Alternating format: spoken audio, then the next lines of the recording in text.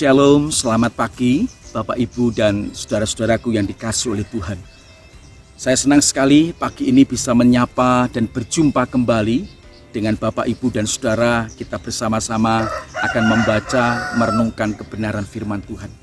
Sebelum kita bersama-sama membaca dan merenungkan firman Tuhan, terlebih dahulu kita akan tunduk kepala, kita berdoa. Mari kita berdoa. Bapa kami yang ada di dalam surga, terima kasih Tuhan untuk pagi ini. Tuhan memberikan waktu, kesempatan bagi kami untuk berjumpa kembali di dalam tayangan video singkat ini. Dan di saat ini Tuhan, kami mau belajar, kami mau membaca dan merenungkan kebenaran firman-Mu. Tuhan, kiranya Engkau membuka hati dan pikiran kami, mempersiapkan diri kami. Anugerahkan kepada kami pengertian-pengertian supaya kami dapat menangkap setiap kebenaran dan pesan Tuhan untuk kami. Pakailah hamba-Mu yang penuh dengan keterbatasan ini untuk boleh menyampaikan kebenaran firman-Mu hari ini. Terpujilah nama-Mu, di dalam nama Tuhan kami Yesus Kristus kami sudah bersyukur, kami berdoa. Amin. Bapak Ibu dan saudaraku sekalian yang dikasihi oleh Tuhan, pagi ini saya akan membaca satu bagian firman Tuhan. Kita akan membuka di dalam Filipi pasal 2. Bisa saudara siapkan Alkitab saudara, Filipi pasal 2 ayat 1 sampai dengan ayat yang ke-11. Filipi pasal 2 ayat 1 sampai dengan ayat yang ke-11. Tetapi kali ini saya hanya akan membaca ayat yang ke-5 saja saudara. Filipi pasal 2 ayat 1 sampai 11, saya akan membaca ayat yang ke-5 untuk Bapak Ibu dan saudara sekalian. Demikian bunyi firman Tuhan.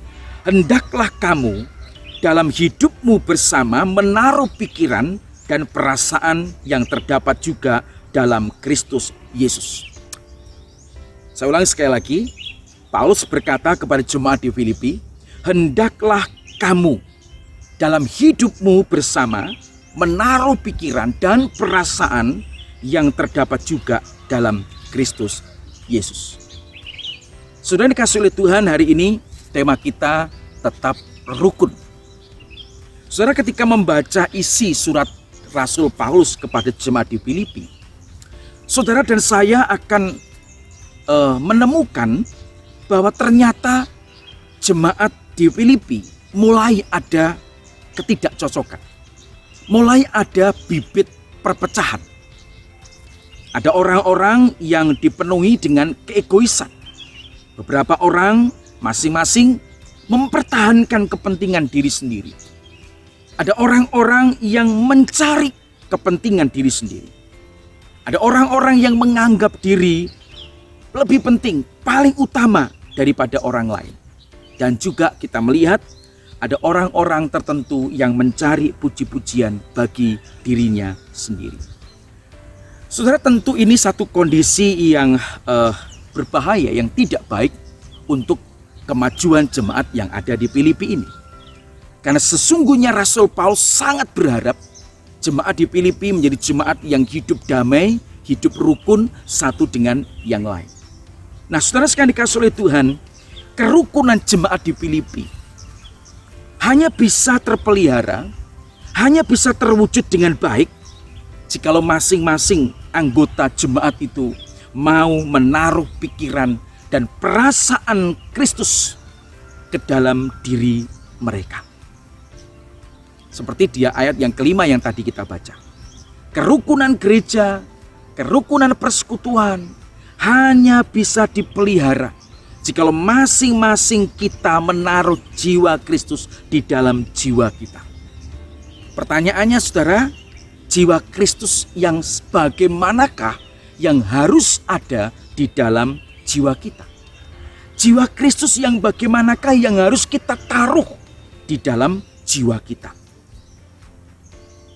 Yang pertama saudara, mengutamakan orang lain daripada diri sendiri. Menjadikan atau menganggap orang lain lebih penting.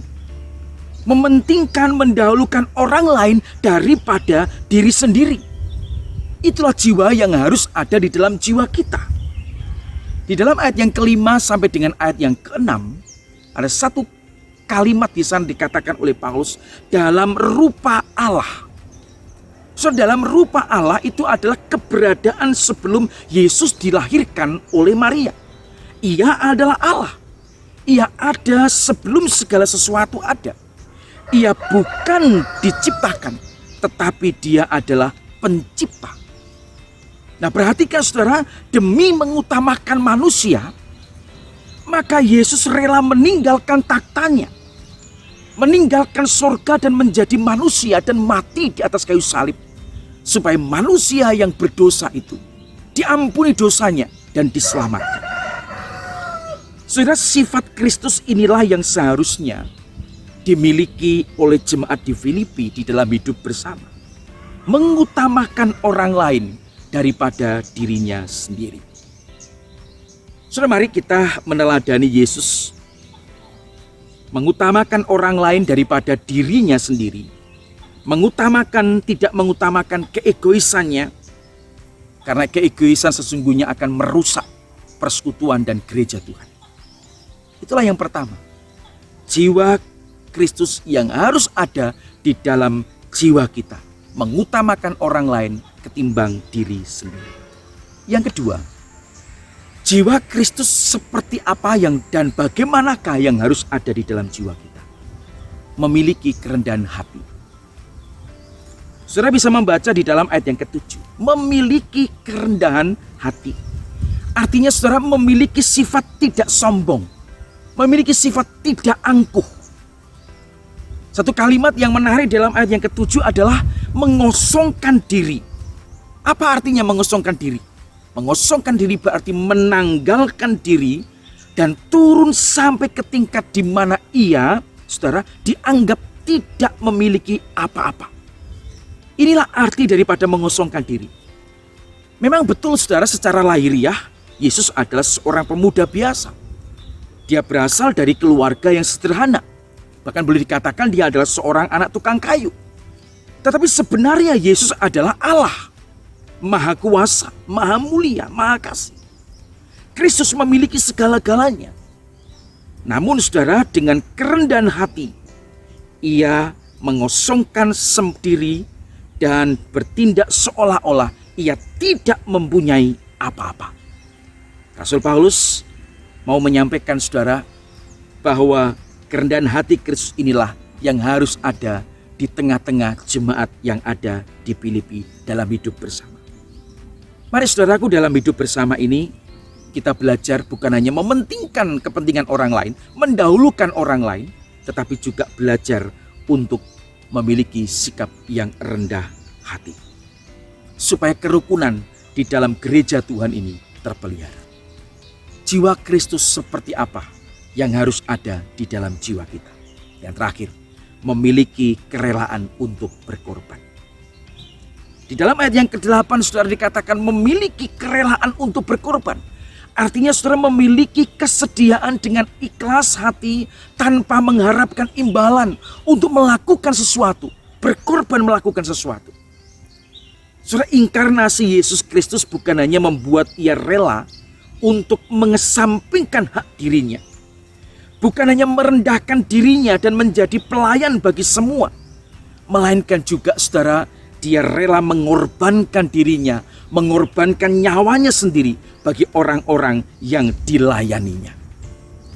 Yesus rela mengorbankan dirinya bagi kepentingan manusia yang berdosa, yang seharusnya binasa, tetapi kemudian oleh karena kasihnya dia menyelamatkan manusia itu. Jiwa pengorbanan Yesus yang seperti inilah saudara, yang seharusnya dimiliki oleh jemaat yang ada di Filipi. Mari saudara, kita belajar memiliki kerelaan untuk berkorban.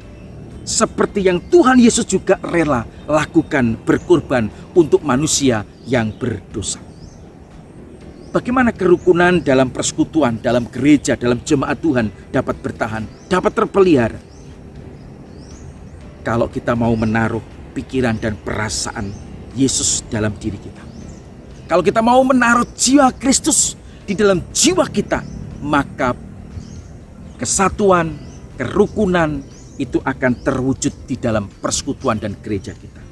mengutamakan orang lain daripada diri sendiri, memiliki kerendahan hati di dalam kehidupan kita, dan kita memiliki hati yang rela untuk berkorban dengan ikhlas, dengan sungguh-sungguh rela berkorban. Biarlah firman Tuhan hari ini akan terus mendorong kita untuk kita menerapkan firman ini di dalam kehidupan kita. Bagaimana supaya jiwa Kristus itu ada di dalam jiwa kita. Pikiran dan perasaan Kristus itu menguasai kehidupan kita, sehingga kehidupan yang rukun itu terpelihara di dalam diri kita dan persekutuan kita dan gereja kita. Tuhan Yesus memberkati kita. Mari kita berdoa.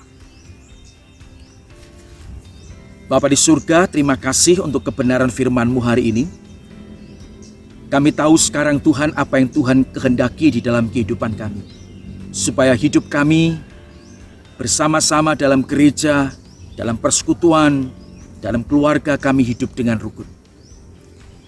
Tuhan, kami mohon pertolongan Tuhan, supaya kami dapat menaruh pikiran dan perasaan-Mu di dalam diri kami, jiwa Kristus di dalam jiwa kami, sehingga kerukunan di dalam komunitas kami sebagai orang-orang percaya terus terpelihara. Kami berdoa mohon anugerah Tuhan menolong kami untuk menganugerahkan kepada kami supaya kami memiliki satu sikap tidak mementingkan diri sendiri. Kami juga memiliki hati yang rendah atau kerendahan hati di dalam hidup kami. Kami juga memiliki jiwa untuk rela berkorban demi kepentingan orang lain. Tolong Tuhan, meteraikan firman-Mu di dalam hati kami, dan biarlah firman-Mu terus memimpin kehidupan kami, sehingga jiwa Kristus, pikiran dan perasaan Kristus itu selalu ada di dalam hidup kami, sehingga hidup kami menjadi berkat bagi orang-orang di sekitar kami. Ya Tuhan, kami berdoa untuk setiap orang yang mendengar firman-Mu hari ini. Tuhan, kiranya Engkau memberkati mereka semua, memberkati setiap usaha pekerjaan mereka, memberkati rumah tangga mereka, memberkati apa yang mereka kerjakan dengan kedua tangan mereka, dan Tuhan akan terus memimpin perjalanan hidup mereka. Terima kasih Tuhan, ini doa kami. Di dalam nama Tuhan Yesus kami bersyukur, kami berdoa. Amin. Tuhan Yesus memberkati kita semua. Haleluya. Amin.